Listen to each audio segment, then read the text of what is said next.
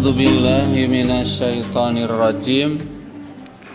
Wa qatilu fi sabilillahil ladzina yuqatilunakum wa la ta'tadu. Innallaha la yuhibbul mu'tadina. Ayat ini merupakan ayat qital pertama. Ya. Jadi ayat qital pertama, ayat yang memerintahkan agar kaum muslimin melawan, memerangi kaum musyrikin.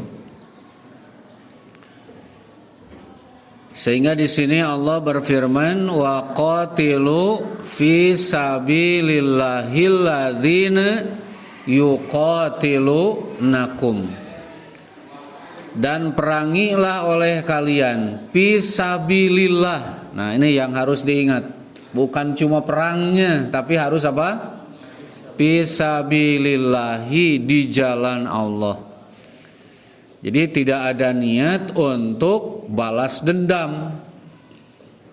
Memerangi di sini semata-mata hanya untuk membela dan menyelamatkan diri dari penganiayaan orang-orang kafir. Nah, oleh karena itu Allah berfirman, perangilah oleh kalian di jalan Allah. Siapa yang harus diperangi itu? Alladzina yuqatilunakum, orang-orang yang memerangi kalian. Oleh karena itu di dalam tafsir Ibnu Katsir, Imam Ibnu Katsir menyebutkan setelah turun ayat ini Rasulullah Shallallahu Alaihi Wasallam melawan dengan cara memerangi orang-orang yang memerangi kaum muslimin, dan Rasulullah membiarkan orang-orang kafir yang tidak memerangi kaum muslimin. Sehingga turun ayat surat At-Taubah ayat 36, di mana dalam Al-Qur'an surat At-Taubah disebutkan wa qatilul musyrikina kafatan kama yuqatilunakum kafatan. Perangilah orang-orang musyrik itu semuanya, sebagaimana mereka semua telah memerangi kalian. Nah, kemudian di sini juga ada pesan, ya. Selain berperang itu harus fisabilillahi, juga di sini disebutkan wala ta'tadu, dan kalian jangan melewati batas. Nah, ini hebatnya ajaran Islam. Jadi Islam ajaran yang memiliki tujuan yang sangat luhur. Pertempuran, peperangan bukan bertujuan untuk menghabiskan etnis lain seperti apa yang dilakukan dalam agama-agama selain Islam. Di dalam Islam, pertempuran, peperangan itu hanya semata-mata untuk membela diri dari penganiayaan bangsa lain. Dan ketika terjadi pertempuran itu tetap Islam membawa pesan. Apa pesannya? Wala ta'tadu, kalian jangan bertindak melewati batas.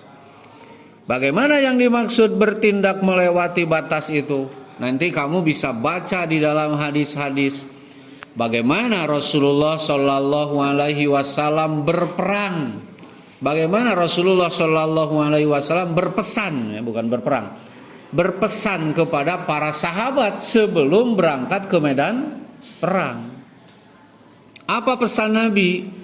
Pesan Nabi itu pertama, la tatamannau liqa'al aduwi.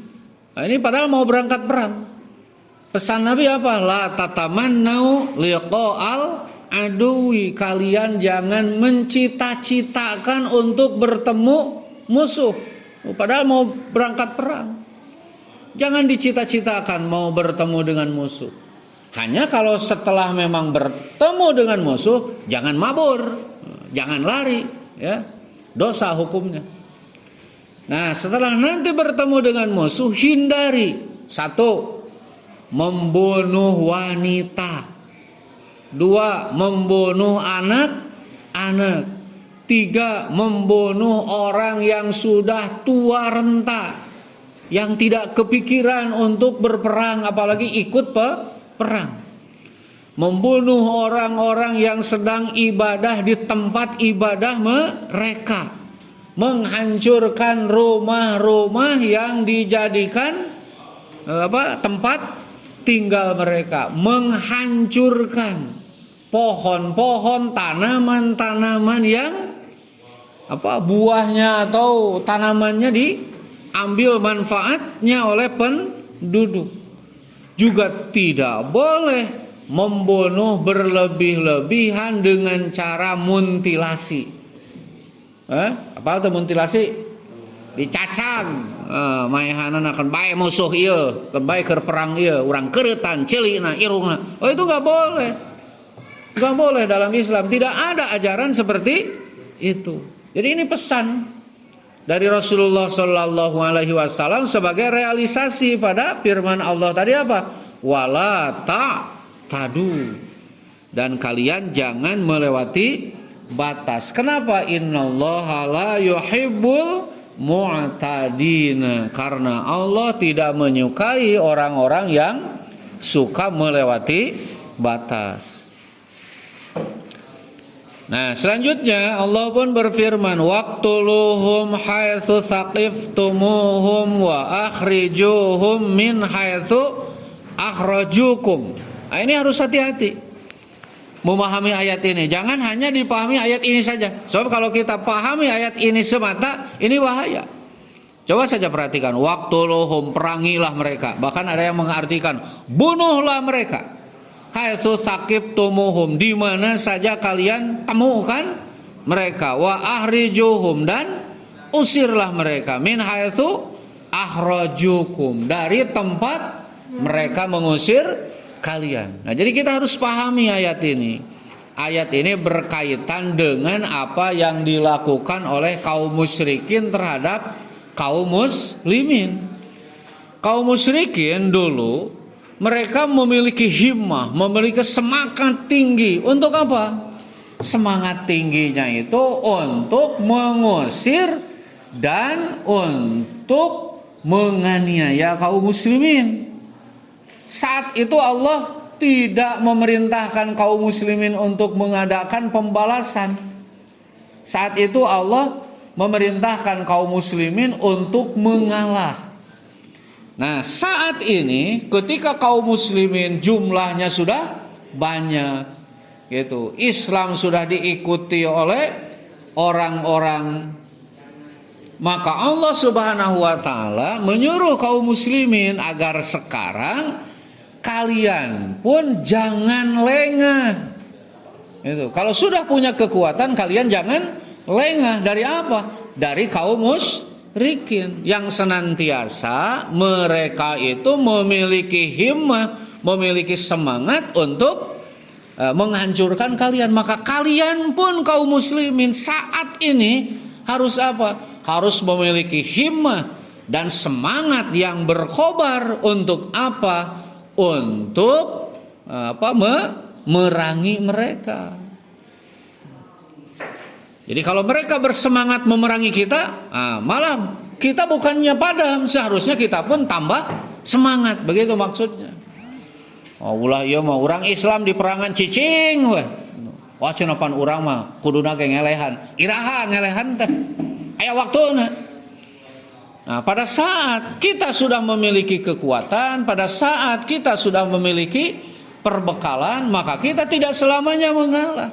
Ketika orang-orang kafir itu mereka memiliki himmah untuk menghancurkan kita, maka kita pun jangan diam. Kita pun harus memiliki himmah, memiliki semangat yang berkobar untuk apa? Untuk memerangi mereka, untuk melawan mereka. Nah, jadi kalau dengan istilah lain kita pantang memerangi mereka, tapi kita pantang untuk lari ketika mereka memerangi kita. Nah, itu maksudnya. Nah, kemudian Allah pun menyatakan wal fitnatu asyaddu minal qatli. Wal fitnatu asyaddu minal qatli. Nah, makanya ini ayat ini harus diikuti ya, tiap-tiap kalimat. Kalau misalkan kita pisah, ini jadi bahaya nanti, pemahamannya bisa menyimpang. Wal fitnatu asyaddu minal qatli. Kenapa Allah menyatakan wal fitnatu dan fitnah itu asyaddu lebih berat dibandingkan dengan pembunuhan? Kenapa? Nah, lantaran begini, kalaulah misalkan kalian kaum muslimin pergi ke medan perang untuk bertempur. Ketika pergi ke medan perang untuk bertempur, di pertempuran itu ada kemungkinan apa? Ada kemungkinan orang terbunuh. Kalau kita pergi ke medan perang, itu gede kemungkinan aya nu maut ente? Pasti. Besar kemungkinan ada orang yang mati di medan perang itu. Nah, Allah menyebutkan seandainya kamu pergi ke medan perang, kemudian nanti ada yang meninggal, ada yang mati di medan perang, itu jauh lebih ringan. Nah, dibanding dengan apa? Dibanding dengan fitnah yang kalian kaum muslimin rasakan, manakala kalian tidak mau melawan. Gitu, perlakuan buruk, melawan penganiayaan dari musuh-musuh kalian. Nah, itu maksudnya. Jadi lamun musuh-musuh teh merangan ka urang, jedog urang teh cicing. Ayo bakal leuwih naon? Bakal leuwih ruksak urang. Sebab apa? Sebab kita akan menjadi kaum terjajah hukumnya. Kalau sudah menjadi kaum terjajah, artinya apa?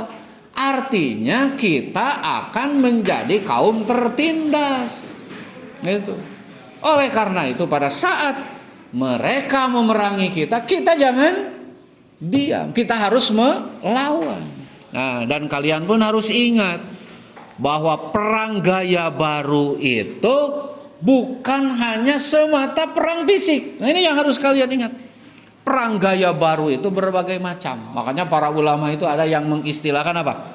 Ghazwatul fikri, perang pemikiran. Gitu. Nah, kita kadang-kadang tidak sadar orang lain membuat berbagai macam serbuan kepada kita secara pemikiran, kebudayaan. Malah kita larut ikut. Jika ente santri pada ayeuna, jarang-jarang ada santri yang mengidolakan gurunya. Jarang-jarang ada santri yang mengidolakan kiainya. Banyak ya santri idolana naon? Wah, apa? Penyanyi Korea, K-pop, jeung sagala rupana. Gitu kan? Idolana teh kanu kitu. Idolana teh lain maca kitab, main gitar, main drum, lain goreng patut. Hal-hal yang seperti itu. Tapi atuh ari keur santri mah milih-milih weh. Hobi tanu sejen. Penampilan pan ente yo jadi santri. Hulu dibudugul-budugul. Dicukur di garihal jika galengan. Nurutan saha. Artis dicukur jadi jika kitu jadi duit, si lain dicukur kitu nya teu jadi duit, nya doraka. Jadi harus tahu kalian, itu gaya apa? Itu gaya pertempuran zaman modern. Dari mulai budaya dan segala macamnya. So tinggal di ayeuna. Mas budak lalaki, budak awewe TikTok, lempang TikTok. Tuh kan jadi tai kotok sugan. Kumaha tegas dia kitu. Duk asup sakola kitu, TikTok, sakola TikTok. Itu kan budaya-budaya orang luar. Anu tepati pantes dipigawe ku urang. Nah itu ya. Jadi wal fitnah tu asyaddu minal qatli. Fitnah itu lebih berat dibanding dengan pembunuhan. Maksudnya apa? Kalau kalian diam, tidak melawan dari perlakuan buruk dan penganiayaan musuh-musuh kalian, maka nanti kalian akan jauh lebih hina. Itu. Kalian akan lebih tertindas. Mendingan kalian melawan. Sabab lamun ngalawan paling kepae, geus pae mapan bebas. Bahkan justru kalau kita pertempuran itu fisabilillah dengan tujuan untuk mendapatkan keridhaan Allah, kalah menang itu tidak ada ruginya. Kalah menang tidak ada ruginya. Kita kalah, bahkan mati di medan perang. Hukumnya apa? Syahid. Surga bagian. Itu kalau kalah. Bagaimana kalau menang? Apalagi kalau menang. Kalau menang, apalagi apa? Reputasi kita jadi naik. Gitu kan? Orang jadi segan. Belum lagi nanti dapat barang rampasan. Nah itu. Nah, oleh karena itu wala tuqatiluhum indal masjidil harami hatta yuqatilukum bi. Nah, jadi ini berkaitan dengan tanah haram ya. Tanah haram. Jadi di tanah haram itu haram dilakukan peperangan. Jadi kan dalam Islam itu ada bulan haram, ada tanah haram. Di bulan haram dimanapun itu haram dilakukan peperangan. Di bulan haram itu diharamkan. Bulan haram itu apa? Muharram, terus Rajab, terus Dzulqa'dah, terus Dzulhijjah. Jadi bulan haram itu ada 4. Jadi meskipun sedang berkecamuk peperangan, jika masuk salah satu dari bulan yang 4 ini, maka peperangan itu harus dihentikan. Haram dilakukan peperangan di seluruh dunia. Gitu. Tapi kalau di tanah haram mana? Mekah dan Madinah. Nah, untuk di tanah haram ini tidak terbatas apakah bulan haram atau bukan bulan haram. Di tanah ini tetap hukumnya haram. Nah, makanya Allah melarang kaum muslimin memerangi musuh di tanah haram. Wala tuqatiluhum indal masjidil harami hatta yuqatilukum fihi. Kalian jangan coba-coba memerangi musuh di Masjidil Haram, di tanah haram, kecuali jika mereka yang duluan memerangi kita. Jadi kalau misalkan kita di tanah haram diserbu oleh musuh, saat itu pun diperbolehkan kita melawan, begitu.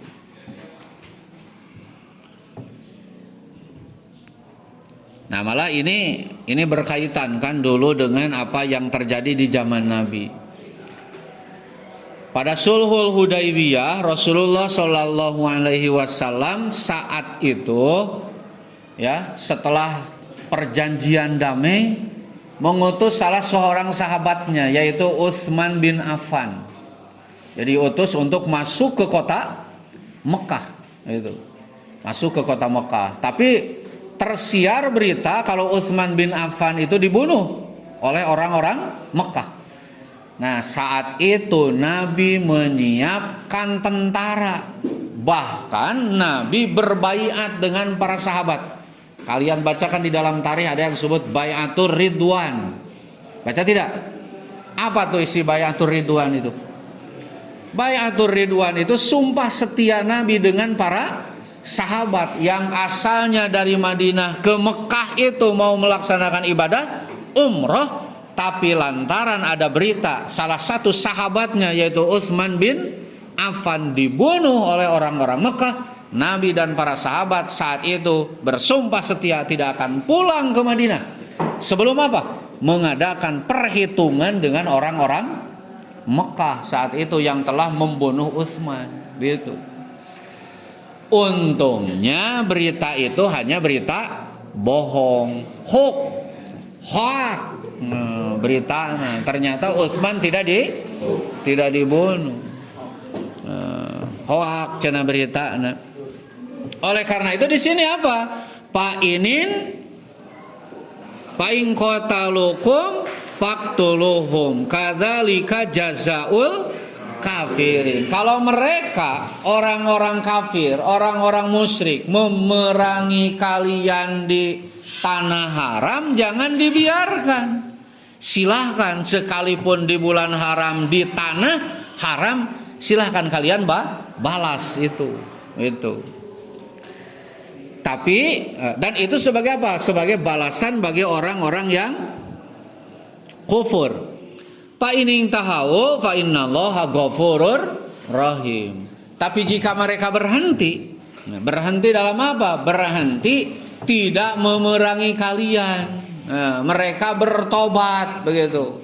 Kembali kepada ajaran yang benar. Asalnya memerangi kalian, kemudian menghentikan peperangan mereka, tidak lagi menganiaya kalian, maka sesungguhnya Allah itu Ghafurun, Maha Pengampun, Rahimun, Maha Penyayang. Artinya jangan begini, kita sudah siap mau perang, ternyata berita itu tadi berita bohong. Jadi tekieu pola pikir, Allah geus kagok, ya tentara geus disiapkeun ini seorang sikat. Nah, enggak begitu. Ya. Tentara geus kagok ya. Jadi tentara geus disiapkan, senjata geus disiapkan, dana sudah digelontorkan. Untuk berperang, perangna teu tulus pan urang era. Geus ulah ena mah naon anu aya. Wah teu meunang kitu doraka. Enggak boleh itu, ya. Nah, kemudian ini ayat terakhir wa qatiluhum hatta la takuna fitnatun. Nah, ingat di sini. Wa qatiluhum, dan perangilah mereka hatta la takuna fitnah, sehingga tidak ada lagi fitnah. Yang dimaksud fitnah di sini adalah asyirku, kemusyrikan. Jadi perangi mereka kaum musyrikin, sehingga kemusyrikan itu tidak ada lagi di dunia dan Islam menjadi agama yang unggul. Nah, itu kan ada ayat dalam Al-Quran disebutkan bahwa Islam itu agama yang unggul, yang akan mengalahkan agama-agama yang lainnya, gitu. Jadi tujuannya itu. Makanya ketika ditanyakan kepada Nabi, wahai Rasulullah, yang manakah yang termasuk fisabilillah?